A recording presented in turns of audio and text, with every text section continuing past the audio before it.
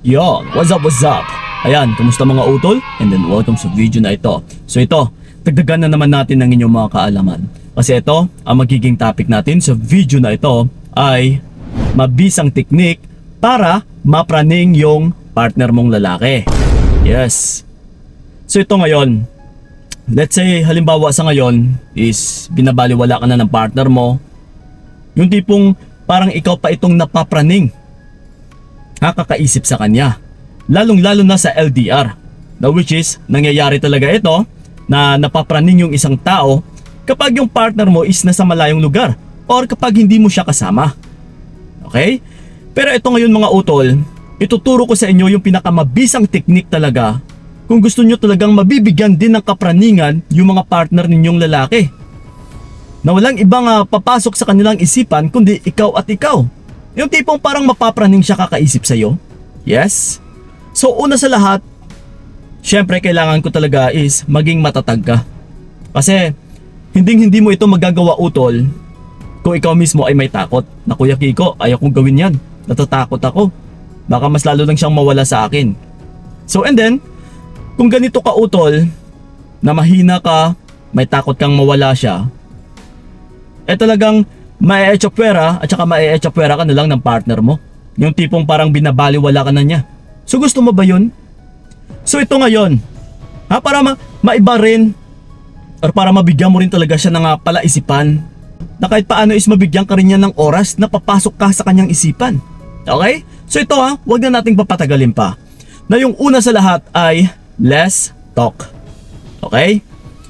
Na kung hindi mo ito gawain dati, na palagi kang nagsasalita sa kanya, marami kang sinasabi na kung ano-ano pa, humahangad ka ng explanations, humahangad ka ng kasagutan sa mga katanungan sa iyong isipan, yung tipong parang makuda ka, once na ginawa mo na naging less talk ka, na yung tipong parang wala kang gana kumausap sa kanya, okay, yung tipong parang yes or no na lang yung mga sagot mo, na maiikli lang din yung mga nare-reply mo sa kanya.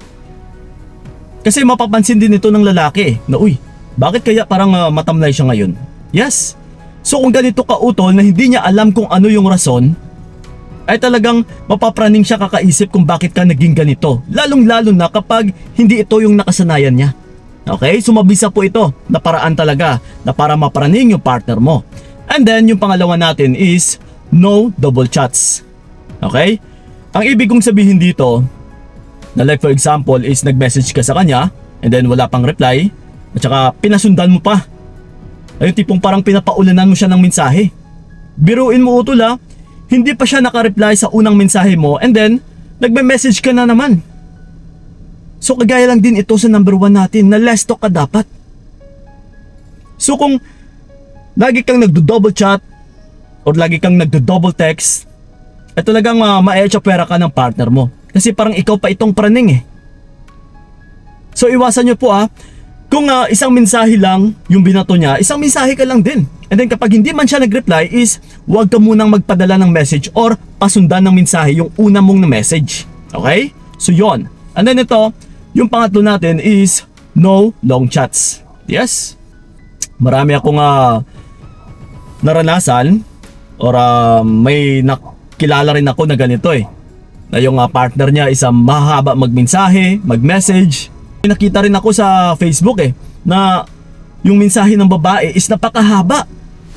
Ito mga utol hindi nyo ba alam na mas lalo lang tatama rin yung mga partner ninyong lalaki na basahin yung mensahe ninyong mahahaba.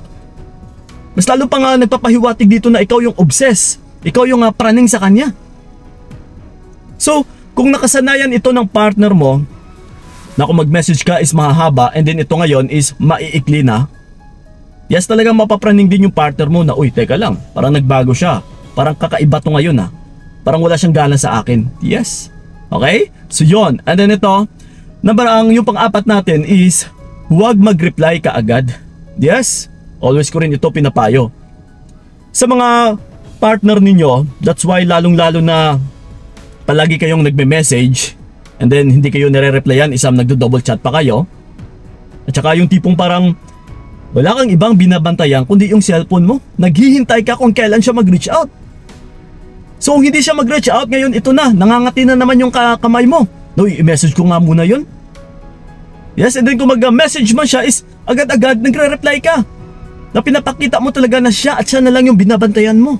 Yung tipong wala kang ginagawa. Yung tipong inuuna mo pa siya palagi. Siya palagi yung nasa isipan mo. Ay talagang mae-echapwera ka ng partner mo. Hindi mo siya mabibigyan ng challenge dito, utol. Hindi mo siya mabibigyan ng kapraningan. Yes, nasang oras na kapag siya ay nagme-message is split seconds ay nagre-reply ka na kaagad. Naku po, talagang mae-echapwera ka ng partner mo. Okay? So, hintayin mo muna na umabot ng 15 to 30 minutes saka ka mag-reply. And then, yun na nga, magdahilan ka na lang na marami kang ginagawa or busy ka. Okay? So yun. And then ito, yung panglima natin is huwag magselos. Yes? Lalong-lalo na sa mga siloso dyan. Yung tipong palagi na lang nagsiselos. Oy, sino to? Palagi ka na lang siguro dyan may kausap na babae. Sino na naman yung kausap mo dyan? Well, ito mga utol kapag yung isang lalaki ay isang manloloko, kahit gaano mo yan ka bantayan, or kahit gaano mo ipakita sa kanya na nagsiselos ka, ay makakalusot or gagawa at saka gagawa pa rin ito ng paraan. So ito kung nakasanayan niya na dati kang silosa, subukan mo na huwag kang magselos. Yes, magtataka talaga yung partner mo na isa ito na ikakapraning niya, na baka ikaw pa itong may tinatago. Yes. That's why kung minsan yung mga lalaki nagtatanong na, uy, teka lang, bakit parang nagbago ka? Siguro ikaw itong may bago, no?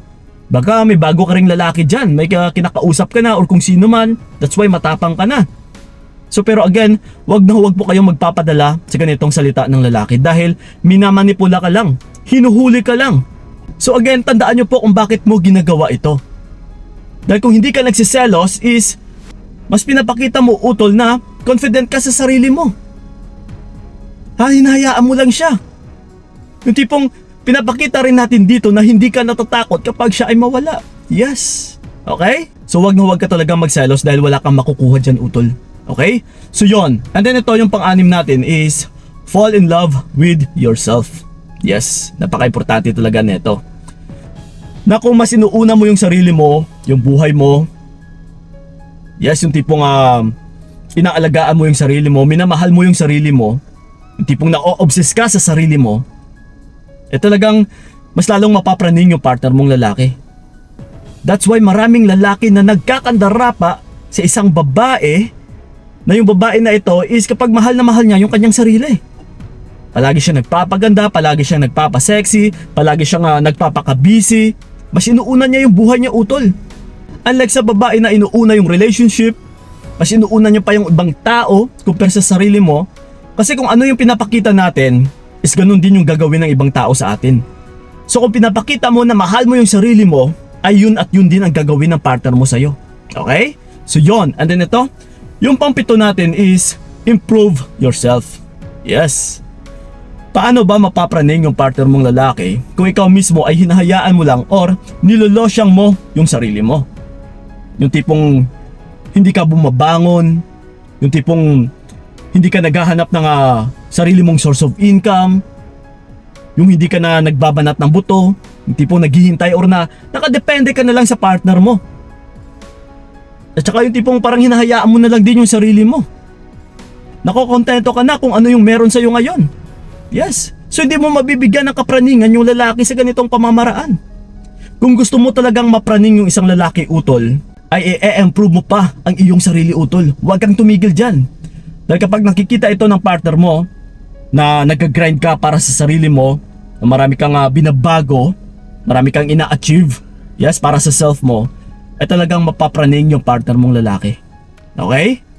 So yun na po yung mga pinaka-importante sa lahat na dapat mong gawin, ng mga mabisang teknik natin na para mapapraning yung mga partner ninyong lalaki. So yun lang po, maraming salamat. Sana'y nakatulong yung video na ito.